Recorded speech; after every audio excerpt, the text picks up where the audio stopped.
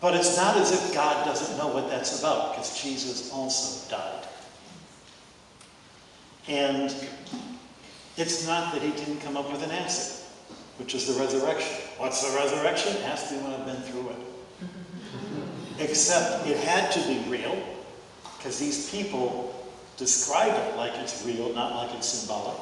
They all are describing the same thing, and they all died rather than deny it. So, if I have a cosmology that says the resurrection is impossible, therefore it didn't happen, that's bad science. That's rejecting any data that doesn't fit my preconceptions. But if I say instead, it happened, then a principle of science, which is sometimes forgotten, if it did happen, it can happen. And if it can happen, that's why we think that with us and with those we love, it also can happen. Now, I had an atheist interviewing me saying, well, I think a God is trying to bribe us with promises of immortality. That's, I don't want that kind of God. No. God would be worth worshiping whether we were given eternal life or not. But the fact is, after we do love this God, it's offered to us as a gift. And it would be crass to refuse a gift to someone who loves us. This is exactly the same point. Natural and man-made disasters with the deaths of thousands. I don't have any better answer. If God is outside of space and time, what's he in?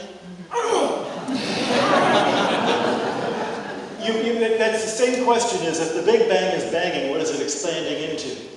The Big Bang doesn't expand into anything. It is space itself expanding. God isn't a thing in a place outside of all places and things. God exists in a way that existence doesn't even have, because he created the way of existence that existence has. That's why you can't read the Bible literally, because no words are adequate to describe God. And certainly I'm not going to come up with any better ones. I'll leave you with what I learned in quantum physics. If you understand quantum physics, you don't understand quantum physics. What's the likelihood that Earth and life is unique? We have one data point. I can't even draw a line. If I had 2 data points, I could extrapolate out to infinity and get wrong that way. But I don't even have a way of extrapolating. It could be anything. In the words of the American cartoonist Walt Kelly, either there are creatures out there who are more brilliant than we are, or we are the most brilliant creatures in the universe. And either way, it's a sobering thought. Do we need to be unique? There's a moment in every little baby's life when the baby discovers that there are other babies. And rather than making the baby less significant, it makes the baby more significant. And it makes the life of the baby much more exciting. So I hope we're not alone. And I also hope that we realize when we encounter others that intelligence is not on a linear scale. And there really aren't people out there the most or we the most. But every race has its own special gift, special genius. If the cosmos is how God reveals himself to us, has the church been open to this? Look at Galileo. You know why they bring up Galileo? Because it's the only example they got. Everything you know about Galileo is wrong. The truth doesn't make the church look any better. Knowing I was going to be at the Vatican Observatory, I started doing lots of reading in Galileo. There's a book that you can get, Would You Baptize an Extraterrestrial? And all the other stupid questions, all the other questions that we get, they're not stupid. And if you really want to know what I think about Galileo, you can get the book and read it. The chapter's the longest chapter. The church was deeply engaged in trying to understand the universe, even at the time of Galileo. That's why they cared about Galileo. They were absolutely not in the business of saying, we've got it all settled, we've got it all fixed, just memorize Thomas Aquinas. Because that's never been theology. Science is not memorizing the science book. Religion is not memorizing the religion book. When they give you that thick science book in high school, it's because those are the finger exercises you have to be able to get past before you can do real physics. When they give you the catechism, it's because that's the finger exercises that you have to get used to before you can go on and actually be an adult, living in the world, understanding how God works. And there have been some in the church who never get past that. Some of them are our teachers, some of them are our students, some of them are us at one time or another. But it's a big church. And we're all sort of stumbling along, trying to make sense of a universe. Not that the universe is changing, but that our understanding of the universe is changing. Not that God is changing, but that our experience of God is changing. And the more different points of view, the richer the picture, the richer the experience, the closer we'll be to the real God and not the God we're imagining. The wonderful thing is how strong our picture of God is now, even compared to when Scripture was written, for having gone through several shifts in cosmology, not just, the Copernican revolution, but the revolutions before him, the revolutions after him. Copernicus would have been stunned to think that we are one galaxy in a number of galaxies. Nobody thought of that. Copernicus's change from the Ptolemaic system is actually just a little shift compared to the change from the Ptolemaic system to what you read in Genesis. Genesis has got this flat earth with, a ceiling over the earth, water above and below the ceiling. I ran into an astronaut once who said, I'm a strict believer in Genesis. I'm a good devout evangelical. And he actually believes the 7 days describes how God did things. Where does he think the space shuttle goes? How come it doesn't get wet? And then I talked to him a little bit more and realized he had been a test pilot before he was an astronaut. Test pilots are not people who are hired in order to creatively interpret their instructions. There are certain jobs where people are going to be very rigid in how they think, and that's okay, as long as we're not all like that, and as long as you don't have to go to a museum of modern art with them, because they'll just get very confused.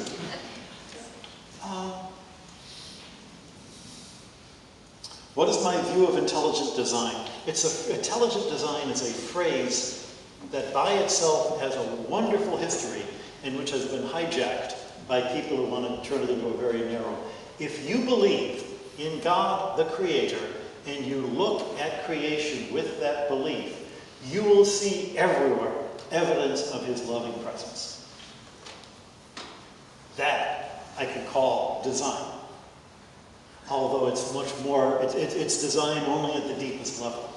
Because God also gives the universe freedom to grow, just as He gives each one of us freedom. And that's part of the design. If you're going to be somebody who says, aha, I see design, therefore there's God, it doesn't quite work. It's consistent with God. But if I didn't believe in design, I could also see the universe and say, you see, I don't see design, therefore there's no God, which a whole lot of other people will do. All you're really doing is recovering the assumption you started with.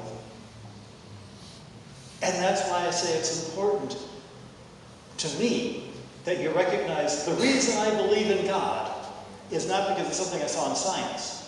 The reason I believe in God is because I've experienced God's love. Starting from the love I had in my family as a child, but the love I've experienced all through the universe, even in the bad times, sometimes especially in the bad times.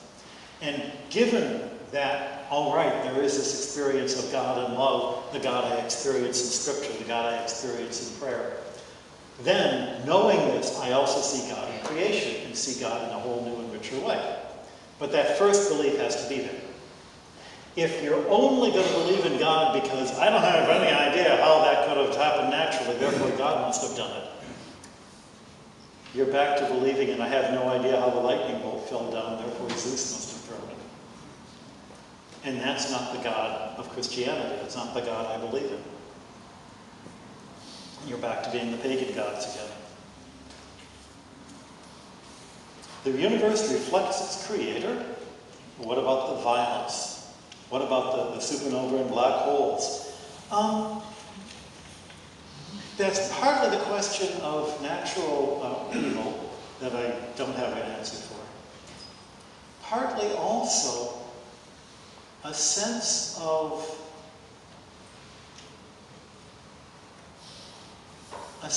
maybe not completely having faith that things are going to work out, that God is there, that at the end there is an answer. And that the evidence of violence, the evidence of big explosions that frightens you, and I can see why, also entrances other people.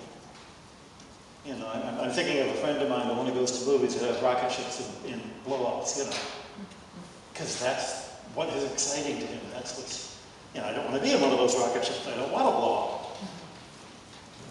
But a universe that has the possibility of evil means, number one, my choice not to do evil means something.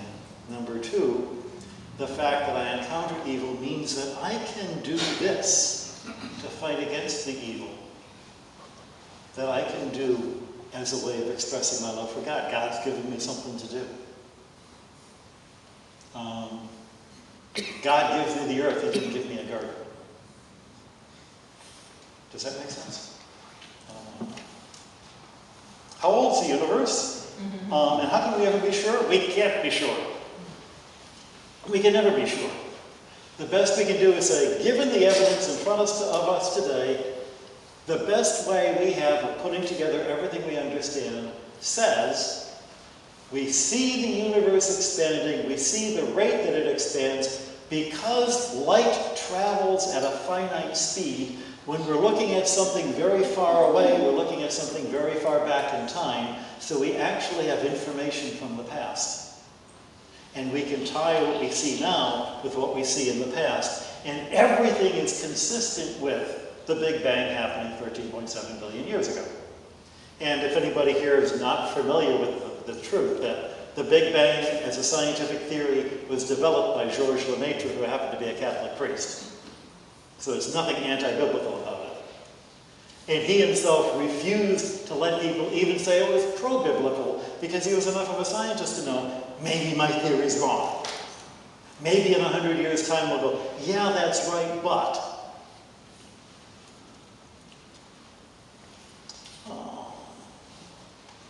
And there's somebody asking about multiverses. I have no idea. I'm not. Multiverses are beyond really where I want to go. It's possible, anything's possible. Does it make a difference? It makes a difference in the way some people's cosmologies allow them to understand this universe. But it's a speculation. You know, it's by no means, it's not as well established as the fact that the universe is expanding. What happened immediately before the Big Bang? My favorite guess is that there's no such thing as before the Big Bang, because that's when time itself started. You know, wait a minute, but yeah, exactly. The universe of general relativity is a very strange universe. Space and time are not neatly fixed things. What looks like a distance in space from one point of view is a bit of distance in space and time in a different point of view. Space and time are all mixed up. But mixed up not just randomly, but according to very complex but rigorous rules that have matched every wild prediction that's ever been made using those rules. And it's the best way we have to understand it. But just as somebody says, if the universe is expanding, what is it expanding into? You're still assuming that the universe is static.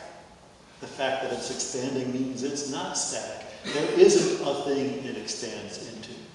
The fact that you ask what happens before the beginning means that you're assuming that there's a timeline. And not every culture even believes this. There are other cultures that have other ideas of how time works. It's just ours that we're so used to. You draw a line and you say, this happens at that time, that happens at that time, this happens at the other time. Except, there are some African cultures who talk about time as places. There's the eternal now, and then there's the historic past. And when I talk to people in their 20s about what it was like during the 60s, I'm talking from the eternal past. And when I have my dad tell stories about what it was like during World War II, he's talking about this area in the past that I can never get to. It's a different world. It's a different way of thinking. It's the cosmos that can trap us if our cosmos in our head is too small.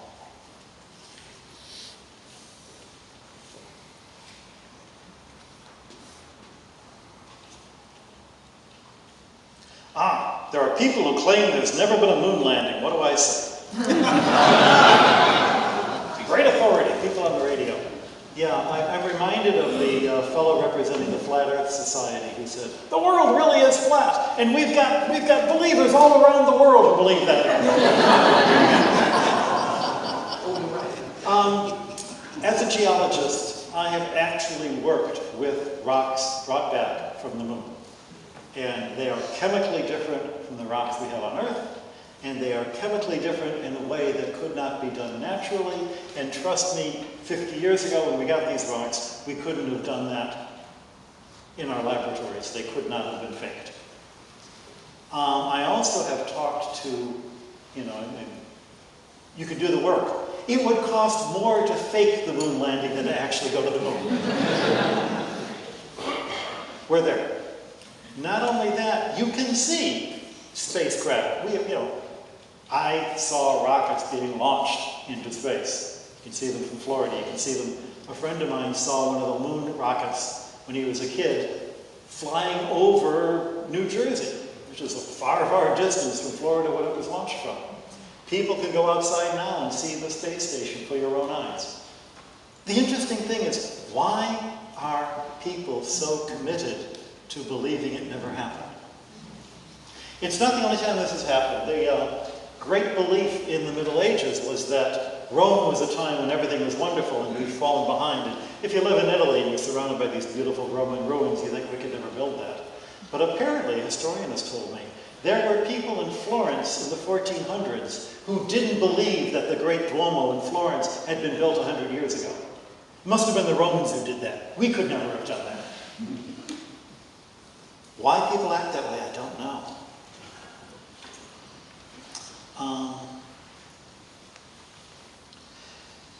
This is a long question which boils down, is there such a thing as a theory of everything, a core theory that will explain everything?